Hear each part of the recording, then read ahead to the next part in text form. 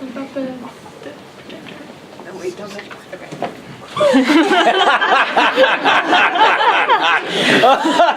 Ouch. The big sister in me. And everyone did.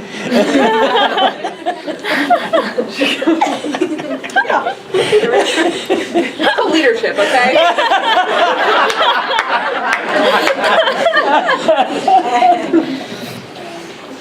Before I begin, I'd like to say that for my semester reflection, I made a book. And so each of my slides has all of the words on it, and those are the words I'm going to be reading, so don't feel obligated to read all of them, because there's a lot.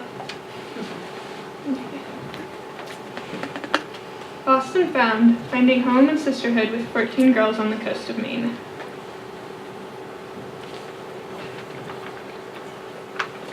Dedicated to Semester 12, for being with me every step of the journey, the sunshiny moments and the soaked and sopping rain cloud moments alike, for taking me on this crazy adventure, and for all being your quirky, unique selves.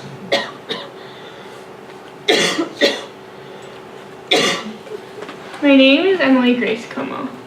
I was born on December 20th, 1999 in Austin, Texas. I moved to Conway, Massachusetts when I was 13 years old. I'm interested in marine biology, molecular biology, painting, playing the viola, and being outdoors. I have a little brother who was born in 2004, and now I have 14 new sisters. And I'd like to tell you a story about how I got these sisters.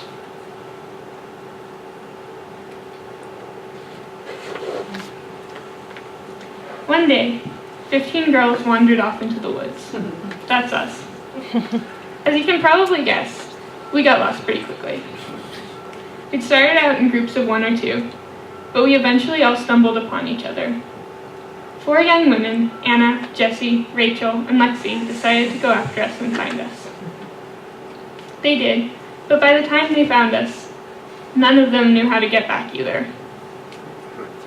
We wandered through the trees and eventually came out into a salt marsh. Still wandering, we came across a woman taking some samples from the seawater at the edge of the marsh. We introduced ourselves. Her name was Carrie. Can you tell us how to get out of the woods, we asked her. No, she said, but I can teach you about all the tiny creatures living in the ocean, and she joined our group.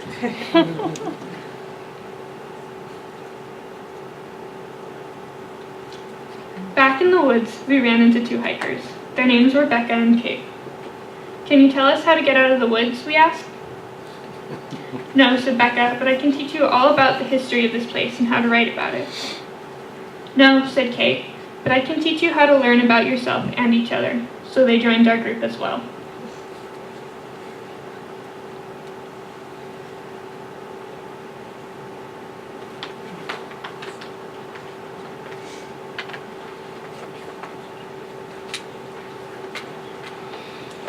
We were joined by others too.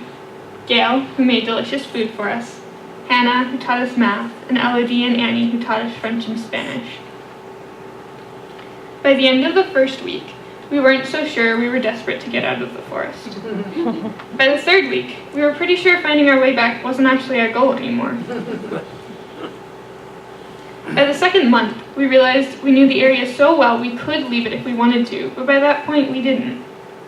By the 3rd month, we were positive we wanted to stay, possibly forever. But all good things must come to an end.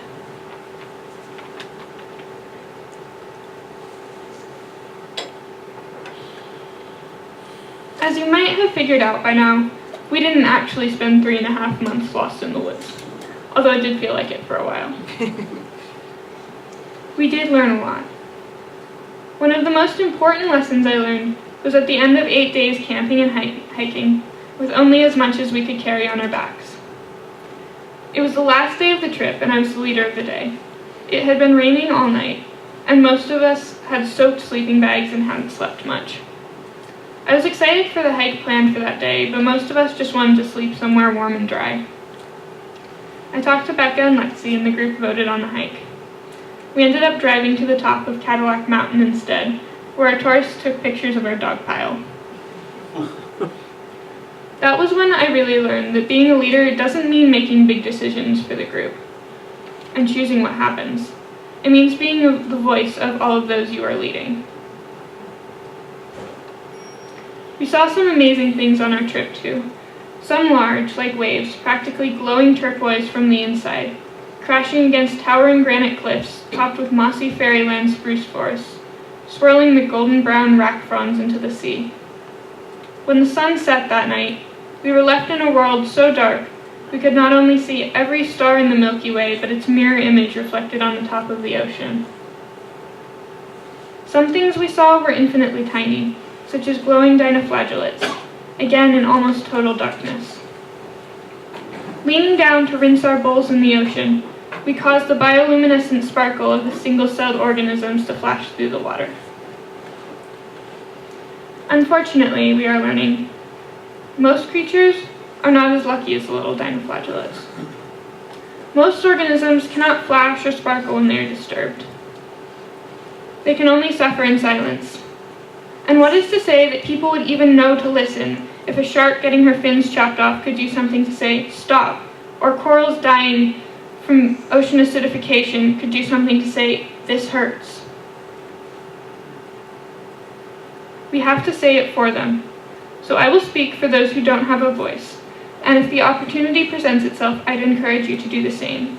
We only have one home, and I'd prefer to keep it for as long as possible.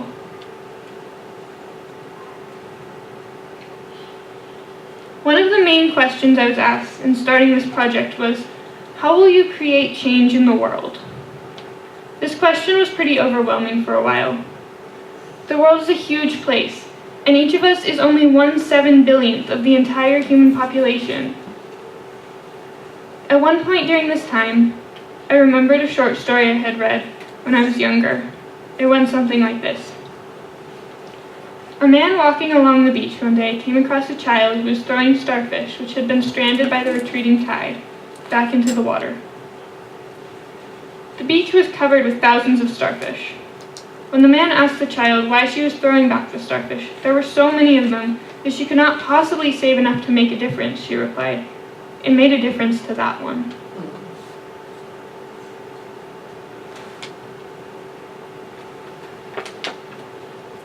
To me, this story isn't like the cute but unrealistic fables and fairy tales.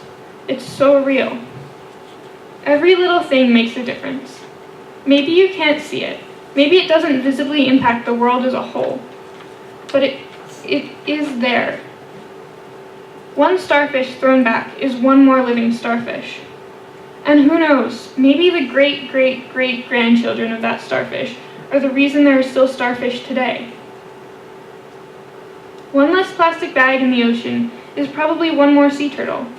One less six-pack holder is one less dead bird. One less bowl of shark fin soup is one less dead shark. One day riding a bike to work or school is a little less carbon in the air, which is a little less carbon in the water, which is a little slower the coral is getting bleached. You can't really see the difference you've made, but it makes a difference for the turtle. It makes a difference for the bird. It makes a difference for the shark and for the corals. Now imagine if 10 more people didn't use plastic bags, or took bikes instead of cars. That's 10 times as many turtles, 10 times slower the corals getting bleached. What about 100? Or 1,000, or even 1,000,000? In the end, it's the little things that count, because that's what we can do.